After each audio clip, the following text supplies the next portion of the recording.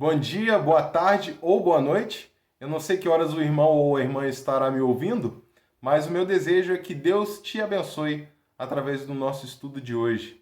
A minha oração é que Deus possa me usar para a nossa edificação, para nosso crescimento em graça e em sabedoria na sua presença, mas que, sobretudo, o nome dele seja glorificado através do nosso estudo.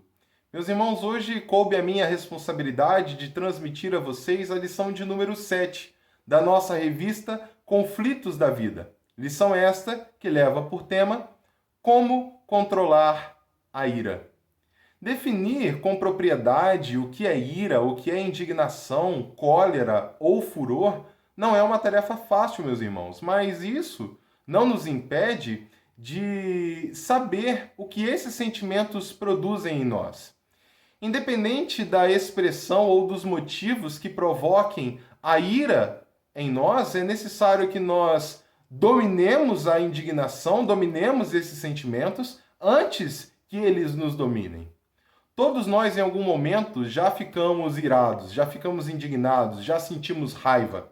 E é quase que certo que esses sentimentos que expressamos não eram sentimentos justificados.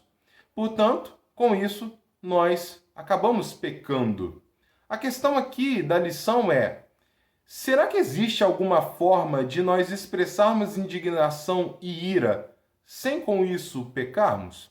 Se sim, como ficarmos irados sem pecar? Responder a essas perguntas é o nosso primeiro objetivo na lição de hoje, ao falarmos sobre a ira tolerada. Paulo, em Efésios capítulo 4, versos 26 e 27, diz: Irai-vos e não pequeis. Não se ponha o sol sobre a vossa ira, nem deis lugar ao diabo. Por esse texto, nós podemos concordar com Paulo que a ira não só é uma reação natural, como, pelo que ele mesmo diz, pode ser justificada e até mesmo tolerada, não sendo assim essencialmente pecaminosa. A Bíblia nos apresenta alguns exemplos que corroboram com essa ideia, como Moisés. Lá em Êxodo 32, 1 a 10, Moisés ficou indignado diante da idolatria e do pecado do povo, sem, no entanto, com a sua indignação, pecar. Jesus mesmo, lá em Marcos capítulo 3, verso 5, e no texto correlato do Evangelho de João, capítulo 2, versos 14 a 17, também manifestou ira e indignação contra aqueles que profanavam o templo do Senhor, sem, no entanto, com isso, ele mesmo, Jesus, incorrer em algum tipo de iniquidade, incorrer em algum tipo de pecado.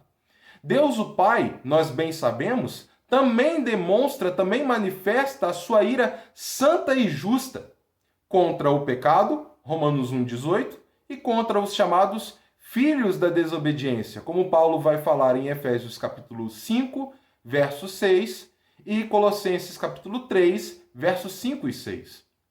Em que situações, portanto, meus irmãos, a ira seria justificada aos olhos de Deus? A ira seria justificada aos olhos de Deus quando o motivo dela for justo. Repito, a ira ou a indignação é justificada diante dos olhos de Deus quando o motivo delas for justo. Ou seja, quando o motivo da nossa ira ou da nossa indignação refletir a justiça de Deus. Por exemplo, acaso Moisés deveria ter ficado indiferente quando desceu do monte e viu o povo envolto em promiscuidade e idolatria? Acaso Moisés não estava refletindo com isso a justiça de Deus, a ira de Deus, que estava indignado com o povo devido à sua rebeldia e rebelião contra ele? Deveríamos nós, irmãos, ficar indiferentes diante de uma flagrante injustiça cometida contra um inocente, contra um idoso, uma grávida ou uma criança, ou até mesmo contra um deficiente, por exemplo? Nós deveríamos ficar indiferentes ao vermos o nome santo do nosso Deus sendo desonrado, sendo ridicularizado e até mesmo blasfemado? A ira e a indignação que seria tolerada é aquela que deve partir de uma conduta adequada. Repito, a ira ou a indignação que seria tolerada é aquela que deve partir de uma conduta adequada. O que quero dizer aqui, meus irmãos, é que um momento de raiva, no momento da ira, isso é capaz de atrapalhar o nosso julgamento, podendo assim nos levar para além dos limites da nossa razão. É difícil você conseguir raciocinar quando você está com raiva, quando você está nervoso. Dessa forma, se a nossa indignação, se a nossa ira não se expressar na forma de uma exortação que seja saudável, aquela que produz restauração, é melhor nós contermos esse sentimento antes que nós falemos aquilo que nós não deveríamos falar ou antes mesmo que nós façamos algum mal. Muitos não conseguem controlar as suas emoções e acabam expressando a sua indignação em forma de agressividade verbal ou até mesmo agressividade física. Isso é um perigo, porque isso vai servir como brecha, como uma arma para o inimigo fomentar em seus corações coisas ainda piores. Pensando nisso, nós precisamos compreender muito mais do que entender alguma forma de expressarmos justamente a ira, precisamos compreender a necessidade do domínio próprio, sobre o domínio sobre nossas emoções e sobre as nossas ações. Paulo diz lá em 1 Coríntios capítulo 6, verso 12, 1 Coríntios 6, verso 12, todas as coisas me são lícitas, mas nem todas as coisas convêm. Todas as coisas me são lícitas, e prestem atenção principalmente nessa parte, mas eu não me deixarei dominar por nenhuma delas.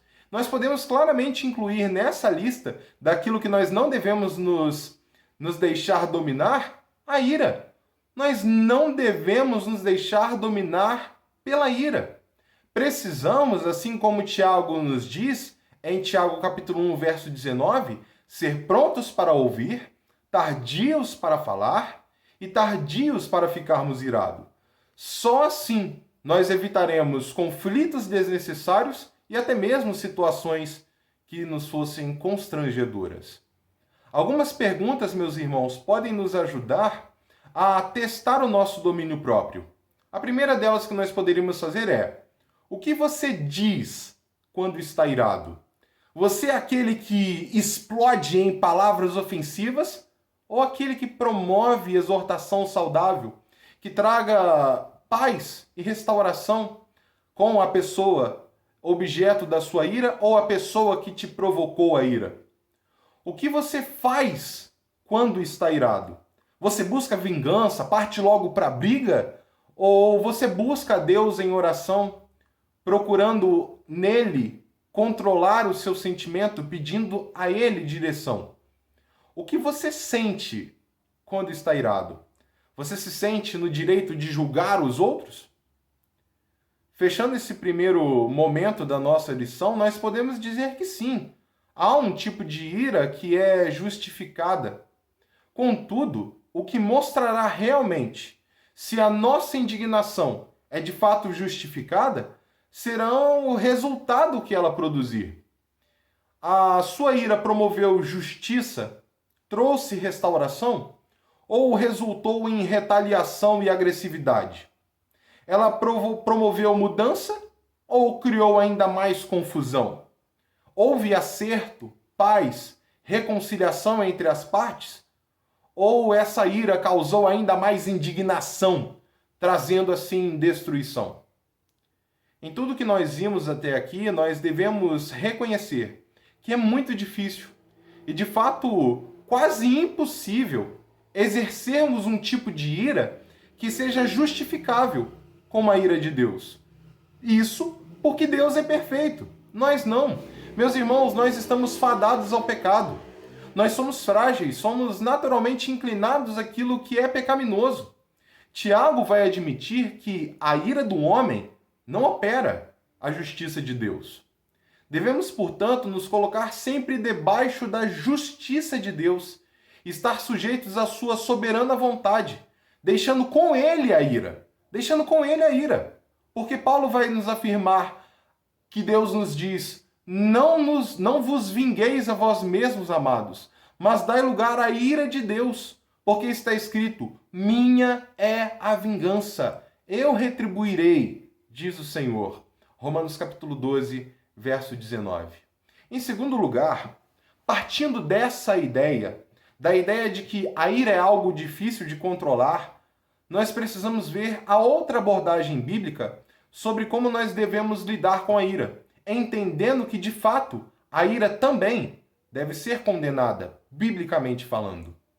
Mesmo que Paulo tenha dito, no versículo 26 do capítulo 4 de Efésios, fiquem irados e não pequem, ele não para por aí. Nós bem sabemos, ele continua e afirma: não deixe que o sol se ponha sobre a ira de vocês.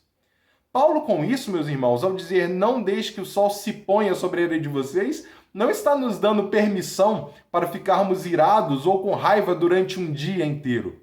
Antes, ele está nos dizendo que nós não devemos deixar o sentimento de ira se acumular em nós, dentro de nós.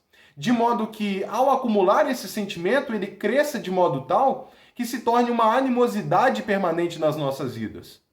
Com isso, nós podemos afirmar que a Bíblia não nos ensina, nem nos incita a agirmos contra o nosso próximo, seja qual for a maneira como nós faríamos isso.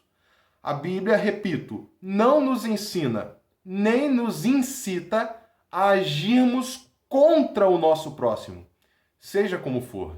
Pelo contrário, a Bíblia vai nos exortar a deixar qualquer sentimento negativo que haja em nosso coração de lado. Exatamente porque a linha entre a ira justificada e a conduta pecaminosa é uma linha muito tênue, é uma linha muito sutil. Dessa forma, seria sábio nós seguirmos o conselho de Davi, que nos diz lá no Salmo 37, versículo 8: deixe a ira e abandone o furor. Não se irrite, porque certamente isso acabará mal. A partir disso, o autor do nosso presente estudo, estudo de número 7 da nossa revista, nos sugere algumas alternativas para contermos os efeitos da ira em nosso viver. A primeira alternativa que ele nos apresenta é: não deixe para amanhã o que você pode resolver hoje. Essa também é a ideia de Paulo em Efésios 4:26. Nós não devemos, meus irmãos, como Saul, armazenarmos, acumularmos o sentimento de ira dentro dos nossos corações. Saul acumulou o sentimento de ira dentro do seu coração por inveja a Davi, por ciúmes. Nós não devemos cometer o seu erro. Primeiro, porque a razão da ira de Saul não era justificada. Como eu acabei de afirmar, a sua ira não era movida pela justiça de Deus, mas por um sentimento de ciúmes por Davi.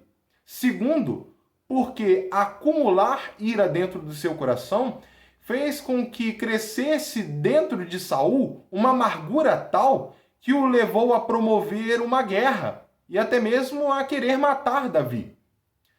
O segundo conselho, a segunda alternativa que o autor da lição nos dá para contermos os efeitos da ira é: não provoque a ira no próximo. Nós não devemos agir de modo provocativo com alguém que já demonstra estar, de certo modo, impaciente ou mesmo com raiva. Nós devemos antes, com respeito e contato, procurar resolver quaisquer questões o mais rápido possível, para não alimentarmos o sentimento de ira no outro. Nós não devemos também, meus irmãos, ser inconvenientes. Infelizmente, existem pessoas que parecem sentir prazer, parecem que gostam de provocar os outros com brincadeiras inconvenientes e até mesmo com palavras desagradáveis. Nós não devemos estar entre estes. Por outro lado, também, se nós formos os provocados, nós não devemos dar atenção a isso, alimentando assim o sentimento de ira dentro dos nossos corações. Também nós não devemos fazer ameaças. E aí, meus irmãos, quando Neemias trabalhava na reconstrução dos muros de Jerusalém, o tempo todo, ele era incitado à ira pelos seus opositores que o ameaçavam. Mas Neemias foi um homem sensato e controlado, que não se deixou abalar. Nós devemos nos assemelhar muito mais a Neemias, que sabiamente não se deixou abalar. Devemos nos assemelhar muito mais a ele, ao invés de nos assemelharmos aos seus opositores. Nós nunca devemos agir como seus opositores, provocando a ira nos outros, fazendo ameaças.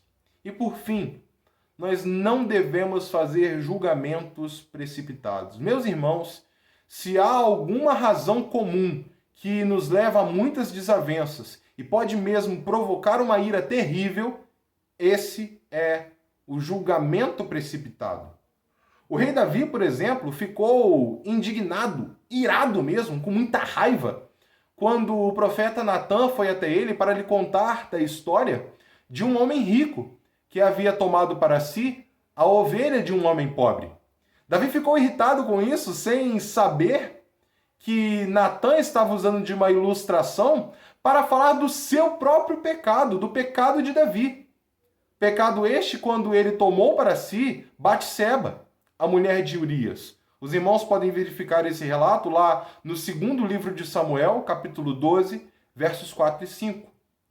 Para evitarmos o julgamento precipitado, meus irmãos, vale muito seguirmos a recomendação de Tiago, que nós já dissemos aqui anteriormente, lá no capítulo 1, verso 19, onde ele nos diz: cada um esteja pronto para ouvir, mas seja tardio para falar e tardio para se irar. Todo homem seja pronto para ouvir. Meus irmãos, quem se precipita no falar pode cometer falhas, porque não está ciente daquilo que o outro pensa ou daquilo que se passa na situação do outro. Por isso, nós precisamos aprender mais a ouvir, para entendermos o lado da outra pessoa e também para que nós possamos refletir, pensar sobre aquilo que nós vamos falar. Todo homem seja tardio para falar. Meus irmãos, refletir bem antes de pronunciarmos algum juízo não é demonstração de ignorância ou de falta de inteligência, não. Antes, meus irmãos, é uma constatação de sabedoria para adequadamente pensar a melhor ideia daquilo que iremos dizer, para pronunciarmos um juízo mais justo e não provocarmos a ira. Todo homem seja tardio para se irar. Quando falamos antes de ouvir, sem refletir aquilo que estamos falando, nós podemos incorrer em um julgamento falso, que nos leva à indignação e ira, bem como podemos provocar o mesmo sentimento de raiva no outro, que por sua vez pode se sentir injustiçado. Nós devemos, portanto, ser pacientes diante de qualquer situação. Meus irmãos, já caminhando agora para o fim do nosso estudo de hoje, precisamos nos atentar em último lugar, terceiro e último lugar, para o alerta de Paulo no versículo 27 do capítulo 4 de Efésios. Não deis lugar ao diabo. Não deis lugar ao diabo. Um alerta muito necessário. Apesar, meus irmãos, de como nós já vimos aqui, haver a possibilidade de uma indignação ser justa, como nós já vimos também, isso é algo praticamente impossível a nós, devido a todas as nossas limitações e principalmente devido ao pecado que nos assola. Por isso, como nós vimos anteriormente, é melhor deixarmos a ira de lado e evitarmos as contendas, não só porque nós podemos incorrer em um sentimento cada vez maior de ira, mas também porque, como vemos neste alerta de Paulo, o diabo pode usar a nossa ira, a nossa indignação, como uma arma contra nós, para nos enfraquecer em nossa fé e para também atrapalhar a nossa santidade, assim como atrapalhar a nossa comunhão com Deus e comunhão com o nosso próximo. Primeiro, o diabo usa a estratégia da tentação, fazendo com que nos momentos de ira nós sejamos atiçados em nossos ânimos, trazendo à nossa mente lembranças e pensamentos, sejam eles verdadeiros ou infundados, que nos inflamem em ira cada vez maior. Vocês já devem ter sentido isso naquele momento de ira. Você traz à memória coisas que você lembra que te trouxeram ainda mais tristeza e dor, e isso aumenta cada vez mais a ira dentro de nós. É isso que o diabo faz. Ele nos tenta, trazendo coisas às nossas mentes, mesmo que não procedam, mesmo que não sejam coisas procedentes, melhor dizendo, mesmo que não sejam coisas verdadeiras, para nos atiçar em uma indignação cada vez maior. Ele também, o diabo, usa da estratégia do engano. Isso é papel dele porque ele é o pai da mentira. Ele tenta nos desviar, tenta desviar os nossos olhos da verdade, apontando para mentiras que possam justificar a nossa ira. Ele tenta colocar em nossas mentes que nós temos razão, mesmo que nós não tenhamos. E nós, assim, não precisaríamos ouvir o outro lado para dar algum juízo sobre a situação. O diabo também usa a estratégia da acusação. O diabo é ardiloso, meus irmãos. Ele vai nos tentar, ele vai tentar nos enganar também, e depois disso, depois de nos iludir com a mentira, nos levando à ira e à indignação, ele põe um peso em nossa consciência, nos fazendo sofrer com o erro que cometemos. E até mesmo nos levando a descrer do perdão, da graça, da misericórdia e do amor de Cristo, que já foi derramado sobre nós. Com isso, ele tenta nos desviar da comunhão com o Senhor. Com isso, ele tenta atrapalhar a nossa comunhão também com o nosso próximo e nos leva a um sentimento de culpa cada vez maior, nos trazendo sofrimento e dor. Eu quero concluir, meus irmãos, esta lição, que é um tanto quanto difícil de analisarmos, um tanto quanto pesada, porque trata de um sentimento muito comum a nós, sentimento esse muito ruim, muito triste, dizendo que nós precisamos estar cientes de que a ira também faz parte da triste lista das obras da carne, ou também chamadas obras de condenação. Lista que se encontra lá em Gálatas, capítulo 5, versos 19 a 21.